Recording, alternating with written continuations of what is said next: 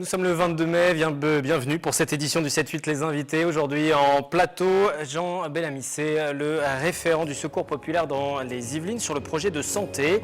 Un projet qui prévoit d'aider les plus démunis à obtenir une couverture santé ou encore à trouver le professionnel qui pourra les prendre en charge. Jacques Segal, un médecin bénévole, est également invité à ses côtés. Et puis, je reçois aussi ce soir Antonin Moulard. Il est membre de l'association Régal, Assos Régal, qui s'est fixé comme objectif de faciliter l'accès de 150 familles guyancourtoises à une alimentation saine, locale et accessible à tous. Et il nous expliquera comment ce projet prend forme. Bonsoir à tous les trois. On va débuter avec ce projet santé. Face à la montée de la pauvreté, il a été décidé maintenant de constituer une équipe pour être le relais de ces personnes vers la santé, accès aux droits, la prévention, la sensibilisation. On est dans une mise en place qui se fait encore aujourd'hui ou le projet est déjà véritablement lancé pour le Secours populaire ? Non, le projet, le Secours populaire, qui, comme vous le savez, s'était jusqu'à présent occupé essentiellement de l'alimentation et des vêtements, ainsi que des vacances également pour les enfants, a décidé depuis 2 ans de s'impliquer dans la santé des bénéficiaires du Secours populaire, qui sont environ 7800 sur le département des Yvelines. Donc pour l'instant, il s'agit essentiellement d'explorer quels sont les besoins des bénéficiaires, comment on peut s'organiser pour répondre à ces besoins et pour cela de constituer une équipe. Pour le moment, nous sommes 2 avec le docteur Segal et nous n'avons pas la prétention d'avoir toutes les bonnes idées à 2. Donc on essaye de recruter d'autres professionnels de santé, probablement surtout des retraités, parce que les professionnels de santé en activité et surtout les médecins sont déjà surchargés de travail. Et donc, on essaye de recruter des professionnels de santé pour d'abord constituer une équipe et ensuite voir comment on pourra s'organiser pour améliorer, pour travailler pour la santé des bénéficiaires du Secours populaire. Quels sont les besoins qui, pour l'instant, remontent, ce que vous entendez le plus souvent de la part des bénéficiaires du Secours populaire ? C'est une couverture de santé, pouvoir y accéder, trouver le bon interlocuteur, le mettre... Oui, c'est-à-dire que on a essayé de former les bénévoles du Secours populaire français à entrer en contact avec les bénéficiaires, justement pour parler de santé, et pas seulement de vous avez un colis qui est prêt, alimentaire ou vestimentaire, etc. Et comme dans toutes les populations précaires, la santé n'est pas spontanément ce dont parlent tout de suite les gens. Il faut pouvoir leur demander s'ils ont un accès aux soins, s'ils ont, pour certains d'entre eux, des papiers qui leur permettraient de demander une aide médicale.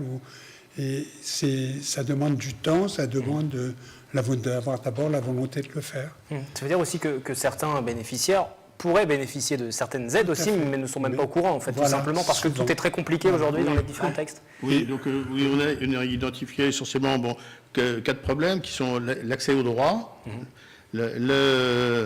l'orientation dans le système de santé, qui n'est pas toujours simple pour une personne, surtout si elle n'a pas beaucoup de relations, si elle a beaucoup de problèmes par ailleurs, l'éducation à la santé, et éventuellement les soins, alors vraiment les soins infirmiers et médicaux qui posent problème. Donc au point de vue des droits des bénéficiaires, on sait que par exemple pour le RSA, à peu près 20% des personnes qui ont droit au RSA ne le demandent pas.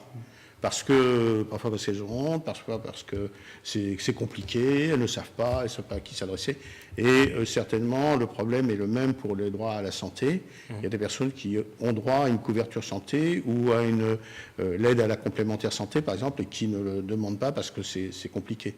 Je vais rappeler quand même aussi quelques chiffres. Aujourd'hui, un Français sur 5 retarde ses soins ou y renonce totalement. La tendance se répand de plus en plus parmi ces populations fragilisées par la crise.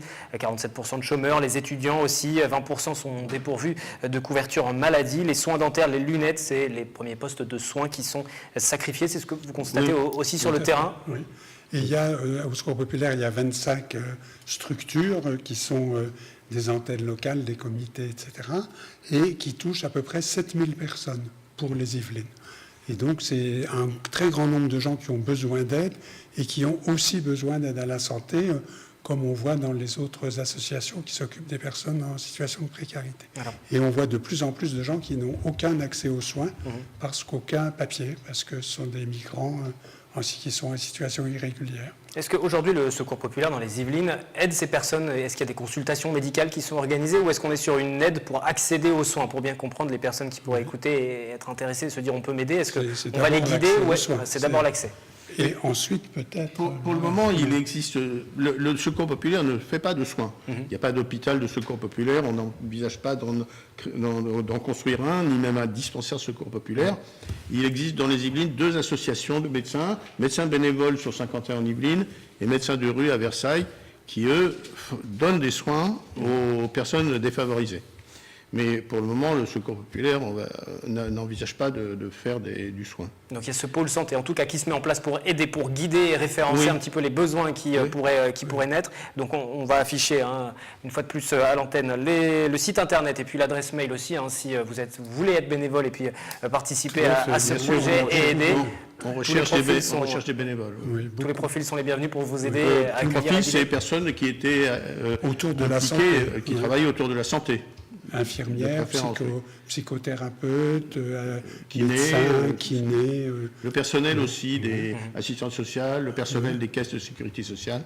Là, on est encore sur une mise en place. Vous allez faire un bilan, un point et pouvoir lancer véritablement tout ça quand? Est-ce qu'il y a un objectif qui a été fixé? Dans quelques mois, on espère créer une équipe et puis mettre au point alors, de manière plus pointue notre projet et puis le lancer. Et bien sûr, on relaiera tout ça sur notre antenne. Je rappelle l'adresse du site internet secourspopulaire.fr/78 et puis l'adresse mail aussi qui s'est affichée. Merci à vous deux. Restez en plateau. On va parler d'une autre initiative avec vous, Antonin Moulard. Vous êtes membre de l'Assos Régal. Vous êtes chargé de la communication. Le plan d'action de cette association est baptisé En route vers l'autonomie alimentaire. Alors, ça consiste en quoi précisément? Alors, ça consiste à fédérer et recenser 150 familles guyancourtoises pour les aider à accéder à une alimentation saine et locale. Il faut dire qu'aujourd'hui, on est dans une situation climatique compliquée. Depuis la COP21, on sait que le risque d'augmenter le réchauffement climatique à plus de 4 degrés est élevé. Et chacun doit faire sa part. Et nous, à Guyancourt, on a décidé de faire notre part en relevant le défi en octobre dernier, de créer une association qui va transformer la ville. Comment ça va fonctionner concrètement ce projet pour permettre l'accès à 150 familles à une alimentation saine, locale et accessible? Alors, ce qu'il faut savoir, c'est qu'il y a déjà des maraîchers qui sont sur le territoire. Il y a également de plus en plus de producteurs locaux qui essayent de faire des produits sains et locaux.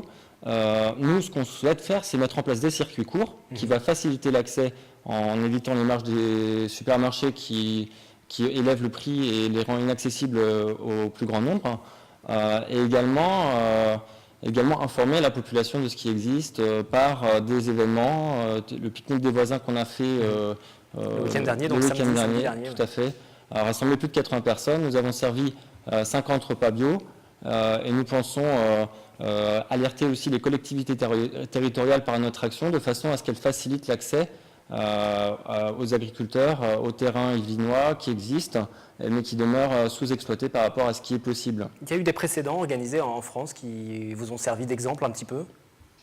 Ou est-ce qu'on est sur quelque chose de totalement innovant là? On est sur quelque chose de totalement innovant. Après, on est dans une dynamique qui est aussi liée à Alternatiba, le grand défi, qui est partout les citoyens dans les villes se prennent en main pour participer à la transition écologique.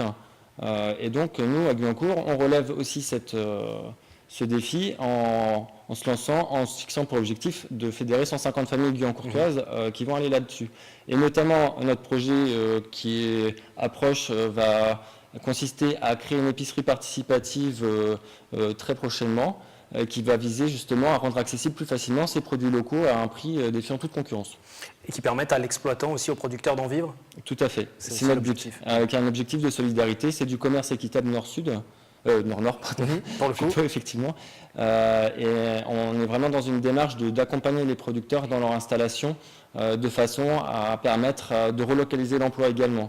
On est sur une problématique de justice sociale aussi. Est-ce que la municipalité, vous êtes dans ce projet-là? Tout à fait, la municipalité avance de plus en plus et elle est même venue à notre pique-nique des voisins ce samedi et elle a annoncé des nouveaux projets sur la Petite Minière, qui est un terrain que nous souhaiterions voir être mis en agriculture locale et saine.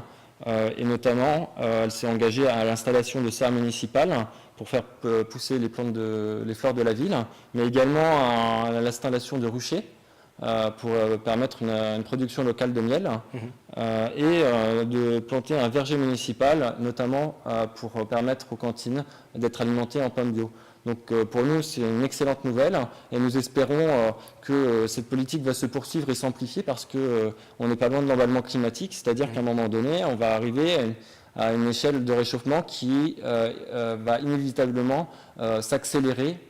Donc il faut éviter ça et du coup transformer la ville au plus vite. Vous parliez de 150 familles guyancourtoises qui pourraient bénéficier de ce service-là. Comment vous les recensez, ces familles, c'est encore en cours? Voilà, en fait on prévoit une enquête-action qui va permettre, on va aller discuter avec les gens, leur proposer un formulaire pour se renseigner sur leurs habitudes alimentaires, sur leur trajet quotidien et sur quel supermarché ils fréquentent.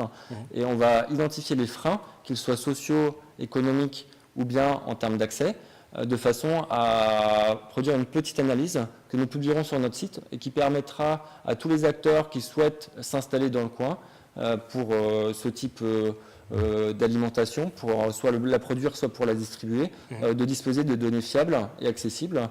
Donc là, on est vraiment dans un engagement de recherche sociologique, mais tout en étant dans une action politique pour transformer la ville.